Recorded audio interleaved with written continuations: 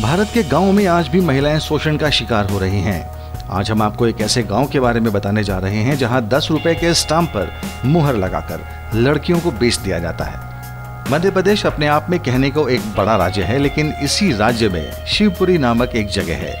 यह अपने नाम के लिए नहीं बल्कि यहाँ दड़ीचा प्रथा के कारण सुर्खियों में है।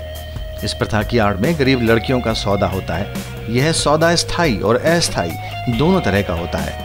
प्रथा की आड़ में एक तरह से औरतों की मंडी लगती है और पुरुष अपनी पसंदीदा औरत की बोली लगाते हैं। यह प्रथा औरतों की खरीद फरोख्त की एक ऐसी प्रथा है जिसकी शिकार युवतियों के पति स्टाम्प पर साइन होते ही बदल जाते हैं। इस प्रथा में बिकने वाली औरत और खरीदने वाले पुरुष के बीच एक कॉन्ट्रैक्ट किया जाता है। ज्यादा रकम होने पर संबंध लंबे समय तक रहता है, वहीं अगर रकम कम हो तो जल्द ही संबंध खत्म हो जाता है। यह कॉन्ट्रैक्ट खरीद की रकम के मुताबिक 10 रुपए के स्टैम्प पेपर से लेकर 100 रुपए तक के स्टैम्प पेपर पर किया जाता है। कॉन्ट्रैक्ट खत्म होने पर महिला का दूसरे पुरुष के साथ सौदा कर दिया जाता है। इस प्रथा को खत्म करने के लिए कई बार सरकार ने प्रयास भी किए, लेकिन अब तक किसी भी महिला ने सामने से अपनी शिकायत दर्ज नहीं कराई। शायद यही कारण है कि आज भी यह कुप्रथा खत्म नहीं हुई।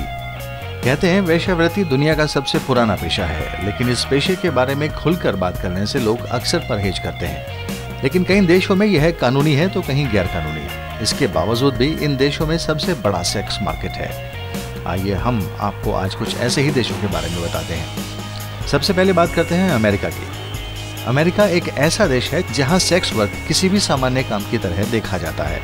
यहाँ सेक्स वर्कर्स के अधिकार होते हैं और उन्हें बाकी लोगों की तरह ही टैक्स चुकाने पड़ते हैं। सेक्स वर्कर्स के लिए यहाँ एम्प्लॉय सिक्योरिटी, इंश्योरेंस, मेडिकल जांच जैसे सभी नियम मानना जरूरी है। सिर्फ नेवादा ऐसा राज्य है जहाँ सेक्स वर्क इलीगल है। और हाँ, अमेरिका में सेक्स वर्क करने के लिए लोगों को बाकायदा एप्लीकेशन देनी पड़ती है। चीन में प्रोस्टिट्यूशन गैर कानूनी है, इसके बावजूद ये देश दुनिया का सबसे बड़ा सेक्स मार्केट है। यहाँ इस काम के खिलाफ सरकार की इतनी सख्ती है कि अगर आप देह व्यापार में पकड़े गए तो पुलिस आपके साथ क्रिमिनल्स जैसे पेश आती है। जगह जगह छापेमारी चलती रहती है। इसके बाद भी सेक्स की मांग इतनी ज्यादा है कि यहाँ इस ट्रेड में कोई कमी नहीं आई। थाईलैंड को दुनिया की सेक्स कैपिटल भी कहा जाता है। वियतनाम की लड़ाई के बाद यहाँ सेक्स को लीगल कर दिया गया था। कुछ जगहों पर सेक्स की अनुमति है और पुलिस जैसी सरकारी मशीनरी इन लोगों के प्रति सहानुभूति रखती है। स्पेन जैसे छोटे से देश में लगभग 40% आदमी सेक्स वर्कर के साथ रिलेशनशिप बना चुके हैं। ये खुलासा हुआ यहाँ के स्वास्थ्य मंत्रालय द्वारा करवाए गए एक सर्वे में।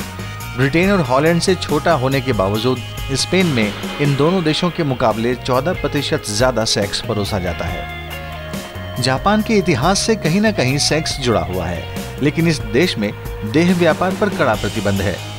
एंटी प्रोस्टिट्यूशन एक्ट के तहत न तो जापान में कोई सेक्स वर्कर बन सकता है, न ही किसी प्रोस्टिट्यूट की सेवाएं ले सकता है। लेकिन जापानियों ने इसका भी तोड़ निकाल लिया। यहाँ देह व्यापार चलता है, हालांकि कोई भी इसे सेक्स वर्क नहीं कहता। चीन और जापान में बहुत बड़े स्तर पर सेक्स टॉयज भी बनते हैं।